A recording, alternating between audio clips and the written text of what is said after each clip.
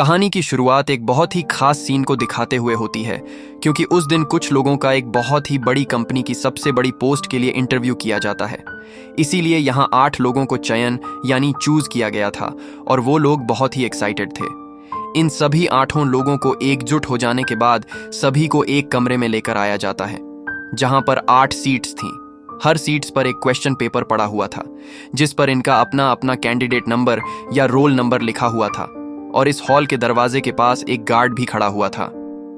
उसी टाइम वहां एक आदमी जो कि इन्विजिलेटर था, वो कहने लगा कि यहां तक सिर्फ तुम 8 लोगों को चुना गया है, जो इनके हिसाब से बहुत मुश्किल टास्क था। इसलिए मेरी बात को ध्यान से सुनना और वैसा ही करना होगा। वो कहने लगा कि आपसे एक ही सवाल पूछा जाएगा, जिसमें आपको 80 मिनट्स मिलेंगे और इसके 3 रूल्स भी होंगे। पहला यह है कि आप में से कोई मुझसे और मेरे गार्ड से बात नहीं कर सकता।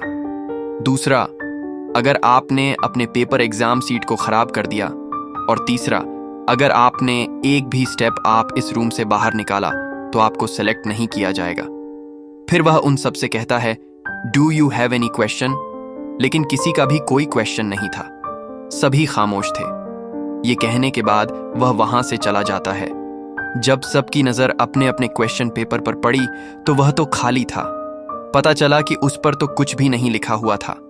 यहां पर ऐसी कंडीशन को देखकर उन सभी को कुछ भी समझ में नहीं आता कि इसी के साथ एक दूसरी लड़की अपने वाले पेपर पर लिखने लग गई कि मुझे यकीन है मैं इस जॉब को डिजर्व करती हूं। लेकिन उसी टाइम गार्ड उसके पास आया और उसे बाहर निकाल देता है, क्योंकि उसने बेवजह अपना पेपर को खराब कर दिया था। उसके बाहर निकलने से अब सभी काफी परेशान हो जाते हैं कि तभी उनमें से एक लड़का कहने लगा कि अगर हम गार्ड या फिर इन्विजिलेटर से बात नहीं कर सकते तो हम एक दूसरे से तो बात कर सकते हैं ना। जब यह सभी एक दूसरे से बात करते हैं तो इन्हें कोई बाहर नहीं निकालता, इसीलिए सभी रिलैक्स हो जाते हैं। वह समझ जाते हैं कि इस इंटरव्यू में जवाब नहीं, सवाल ढूंढना है। और फिर उनमें से एक आदमी कहता है, हम मिलकर ही यह सवाल ढूंढ सकेंगे। सभी अपने अपने अंदाजे लगाने लग गए, यह सोचते हुए कि हो सकता है कि यह हमारा टीम वर्क, यहाँ के इंटेलिजेंस सीखना चाहते हो, और इसीलिए जानबूझकर इन्होंने क्वेश्चन पेपर खाली दिया है। उनमें से एक आदमी अपना नाम बताने वाला ही था कि दूसरा उससे कहने लगा कि हमारे क्वेश्चन पेपर पर हमारा नाम नहीं बल्कि कैंडिडेट नंबर है, तो हो सकता है कि हमें अपना अपना नाम ना लेना भी इस एग्जाम का एक हिस्सा में शामिल हो। इसीलिए अब यह सभी एक दूसरे को अलग अलग तरह तरह के निक नेम रखते हैं। उन 8 लोगों में से एक कैंडिडेट का निक नाम सभी ब्लैक रखते हैं, और एक गोरे लड़के को व्हाइट का और एक लड़की का बाल ब्लॉन्ड थे, इसीलिए उसे ब्लॉन्ड का नाम दे दिया जाता है। वहां पर 2 लड़कियां और 2 लड़के और भी मौजूद थे, जिनमें एक लड़का तो काफी खामोशी से बैठा हुआ था। उसे देखकर ऐसा लग रहा था जैसे कि वह इन सब में इंटरेस्टेड ही नहीं है। उसके बाद वह सभी कहने लगे कि इन्विजिलेटर ने हमें अपने अपने सीट से खड़े होने के लिए भी नहीं मना किया था। यह कहकर उनमें से एक आदमी खड़ा हो जाता है, लेकिन फिर गार्ड उन्हें कुछ नहीं कहता। वहां पर मौजूद एक लड़की कहती है कि हो सकता है इस क्वेश्चन पेपर पर लिखा गया पेपर इनविजिबल हो। यह सुनकर लड़का उस पेपर को फौरन से लाइट की तरफ करता तो है, लेकिन फिर भी उसे कुछ भी दिखाई नहीं देता। तो तभी वहां पर ब्लॉन्ड बॉल वाली लड़की कहती है कि शायद हो सकता है पेंसिल शेडिंग से हमें वह क्वेश्चन नजर आ जाए, यानी अगर सवाल छुपा हुआ होगा तो पेंसिल के शेड करने से वह नजर आ सकेगा। तब व्हाइट उससे कहता है कि यही काम तुम ही क्यों नहीं ट्राई कर लेती। वह अब भी ट्राई करने ही वाली थी कि तभी ब्लैक उसे आवाज देता है कि रुक जाओ, तुम्हें क्या याद नहीं? उसने कहा था कि अगर तुमने अपना पेपर खराब कर लिया तो तुम्हें निकाल दिया जाएगा। उसी में से एक और लड़की कहती है कि क्या पता एक दूसरे के क्वेश्चन एक दूसरे के सीट्स पर ही मौजूद हो, जिससे गेम में उनका जवाब देना हो। लेकिन तभी ब्लैक कहने लगा कि यह भी हो सकता है कि हम सभी को एक ही क्वेश्चन का आंसर देना हो, और वह भी हम में से किसी एक के क्वेश्चन पेपर पर हो।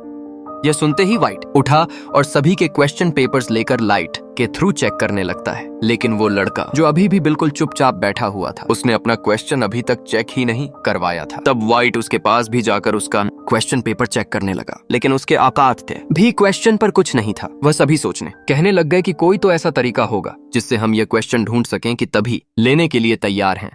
जिसके बाद वो सारे कि सारे लाइट्स को डिस्ट्रॉय कर देते हैं। उनकी किस्मत अच्छी थी कि वो लाइट साथ पूरे कमरे में फैल जाती है। अब वो सब एक एक करके अपना क्वेश्चन पेपर उस ब्लू लाइट्स में रख कर देखते हैं, लेकिन इसके बावजूद भी उन्हें कुछ भी नजर नहीं आता। सभी लोग काफी परेशान हो जाते हैं क्योंकि 20 मिनट्स अब तक गुजर चुके थे और अब उनके पास सिर्फ एक ही घंटा बचा हुआ था।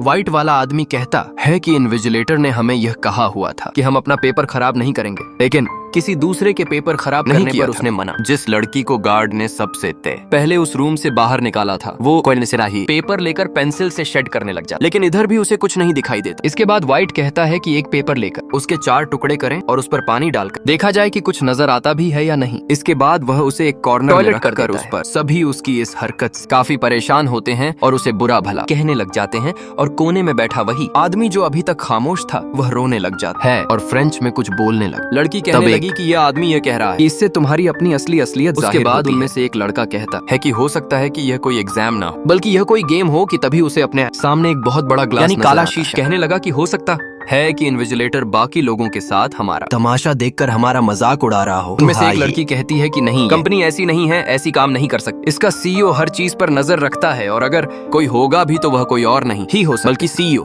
तो तुम परेशान मत हो क्योंकि ऐसे मजाक उड़ाने वाले हरकत वो। यहाँ हमें एक बहुत ही अजीब बात है। बात का पता चलता है कि यह सब लोग इस कंपनी में जॉब के लिए इंटरव्यू तो देने आए थे, लेकिन किसी को भी इस कंपनी का नाम ही नहीं पता था। दरअसल यह एक ऐसी कंपनी थी जो किसी बीमारी के लिए मेडिसिन बना रही थी, ऐसी बीमारी के लिए जिसमें इंसान को हर घंटे के बाद मेडिसिन लेनी पड़ती है जिससे उसकी। लेकिन वह लड़का कहता है कि उस कंपनी को काफी नुकसान का बला आया था, जिसके बाद उसने हायरिंग बंद कर दी। लेकिन वह लड़की कहती है कि नहीं, दिखाने के लिए दुनिया को हो सकता है कि उन लोगों ने इस बीमारी की मेडिसिन ढूंढ ली हो। तो लड़का कहने लगा कि हाँ, अगर ऐसा है तो वह बहुत तरक्की कर रहे होंगे और हो सकता है। यह सुनकर एक लड़की जल्दी जाकर गार्ड के पॉकेट से लाइटर निकाल ले ताकि जब वह आग जलाए तो उसकी आग से अलार्म एक्टिवेट होकर पानी या केमिकल छोड़ दे। जब वह लाइटर जलाते हुए ऊपर करती है तो लाइटर की आग उस तक नहीं पहुंच पाती। नीचे से एक क्वेश्चन पेपर को फोल्ड करके उसे पकड़ाता है कि तुम इसको आग लगाकर उसके, लेकिन फायर अलार्म रिंग हो जाने के बाद जब वह देखी है तो वह एग्जाम पेपर किसी और का नहीं बल्कि उसी का, जिसकी वजह से उसका पेपर खराब हो गया। इसीलिए अब गार्ड उसे पकड़कर उसे बाहर। इस रूम में सिर्फ 6 लोग बचे थे। व्हाइट की गई ऐसी हरकत से ब्लैक को बहुत गुस्सा आता है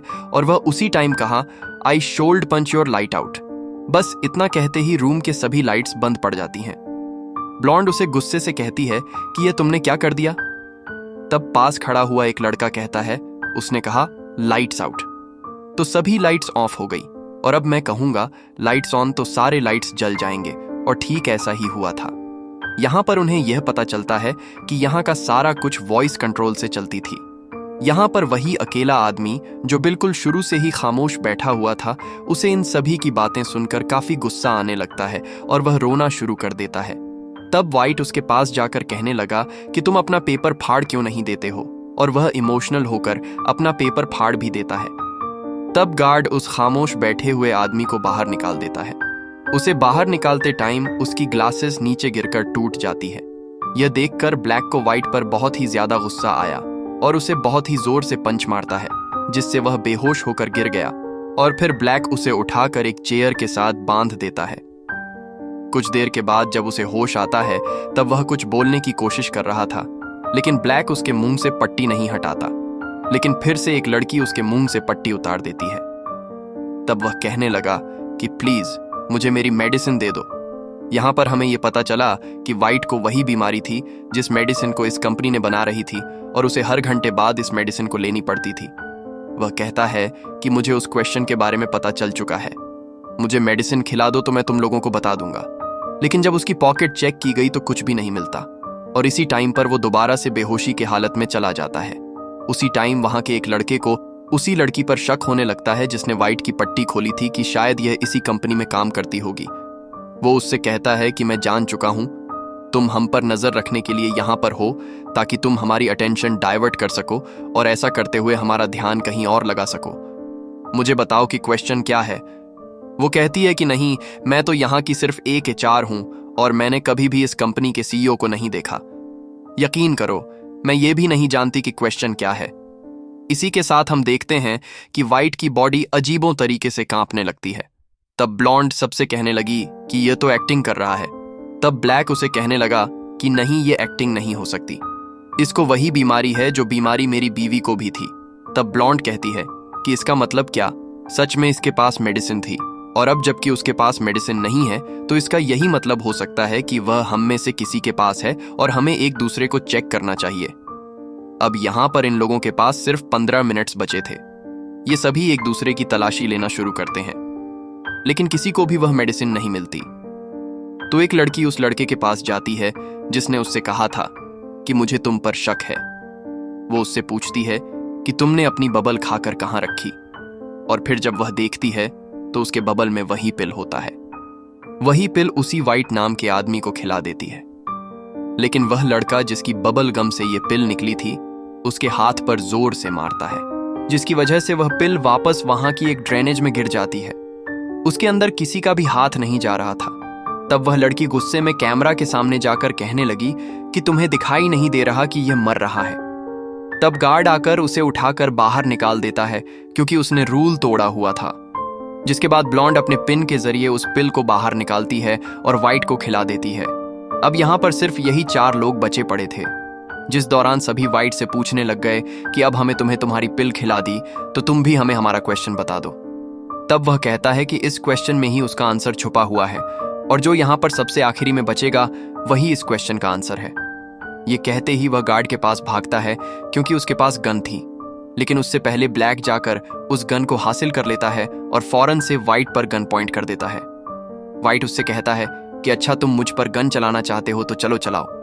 ब्लैक जैसे ही उस पर शूट किया तो गन नहीं चलती, जिस दौरान फौरन से वाइट गन उससे लेकर जैसे ही वह ब्लैक पर शूट किया तो उससे भी गन नहीं चलती कि तभी उन्हें पता चला कि गन पर तो फिंगरप्रिंट गार्ड का लगा हुआ है।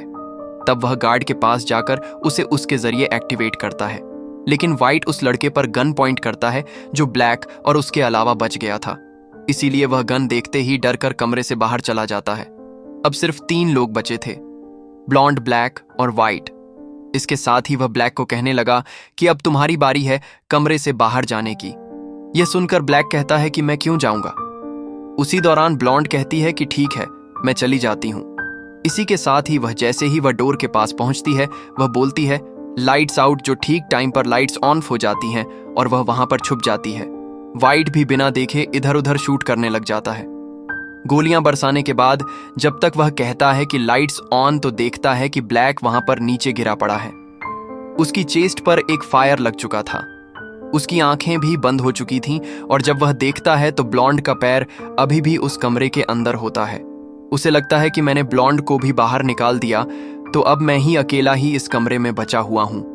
तब वह कैमरा के पास जाकर कहने लगा कि देखो तुम्हें तुम्हारा जवाब मिल गया, मैं इस कमरे में अकेला बचा हुआ हूं और मैं इस जॉब को जीत चुका हूं। तभी गार्ड उसके पास आकर उसे अपने घड़ी में अपना टाइम दिखाता है जिसमें अभी भी कुछ सेकंड्स बचे हुए हैं।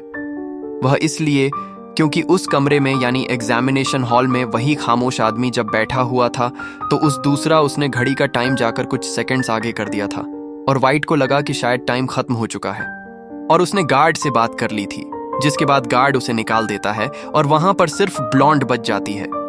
दिखाया गया उस चुपचाप बैठे हुए आदमी को जब बाहर निकाला गया था तब जो ग्लासेस उसके नीचे गिर गए थे उसी ग्लासेस को ब्लॉन्ड ने उठाकर अपना क्वेश्चन पेपर देखने लग जाती है। तब उस पर क्वेश्चन नंबर लिखा तो था, लेकिन उसके साथ और भी कुछ नहीं लिखा हुआ था। इसी के साथ जब एग्जैक्ट टाइम पूरा हुआ तो इन्विजिलेटर और वह आदमी वहां पर आता है जो खामोशी से बैठा हुआ था, जिससे अब पूरी तरह से ब्लॉन्ड को समझ में आ चुका था कि इस कंपनी का सीईओ कोई और नहीं बल्कि यही खामोश बैठा हुआ इंसान था और हमारे साथ बैठकर हमें चेक कर रहा था। ब्लॉन्ड उसके पास जाकर उससे कहने लग गई कि नो। उसकी इतना सुनकर सभी बहुत ही खुश हुए और कहते हैं कि इसने ठीक जवाब दिया। असल में क्वेश्चन वो था जब मूवी के स्टार्टिंग में इन्विजिलेटर ने इनसे पूछा हुआ था, do you have any question, जिस पर अब ब्लॉन्ड ने नो कहा था। लेकिन इसके बाद वो उनसे कहती है कि माफ कीजिए, मैं आपके इस जॉब को एक्सेप्ट नहीं कर सकती। रीजन पूछने पर वह बताती है कि मैं ऐसी कंपनी में काम नहीं करना चाहती जो दूसरों की जान लेती है। तब इन्विजिलेटर ब्लैक के पास जाकर ब्लॉन्ड से कहता है कि देखो यह अभी तक जिंदा है। दरअसल यह गोली किसी को मारने के लिए बिल्कुल भी नहीं बनाई गई थी। इसके अंदर एक ऐसा कैप्सूल मौजूद है जो किसी भी बॉडी में जाते ही जख्म को फौरन से हिल कर देता है। न सिर्फ यह बीमारी को ठीक करेगा बल्कि इसके साथ साथ शरीर में मौजूद बहुत सारी बीमारियों को ठीक कर देगा जिसे बनाने में पूरी दुनिया लगी पड़ी है। लेकिन उससे पहले हम बना चुके हैं और इसके लिए हम तुम्हें हायर कर रहे हैं। जिसको सुनकर ब्लॉन्ड काफी खुश हो जाती है और इस चीज को एक्सेप्ट भी कर लिया था, जिसके साथ ये कहानी यहीं पर खत्म हो जाती है। Thanks for watching.